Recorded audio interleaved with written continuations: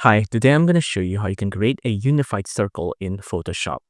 So in this method, I'm going to be making the circles with the ellipse tool right here in Photoshop. So I'm just going to click on the ellipse tool here, and I'm going to draw a circle like this, right? And I'm going to draw another circle like this, right? Now you might think that I could just drag and drop it to be stacking on top of each other like this, but you can see that there's an outline that we need to get rid of. And the way we're going to do this is that we're going to unify it, right? Now you can do this in two methods. You can highlight the two shape like this, right? Or you can go to the layer option here and find your two shapes.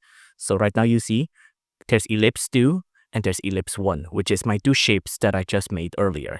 I'm going to hold control and I'm going to click the second ellipse too so I can highlight both of them.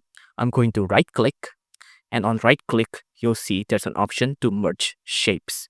I'm going to click on merge shapes, and now you'll see my two layers of the circle has been turned to one layer, and it's one big unified circle like this.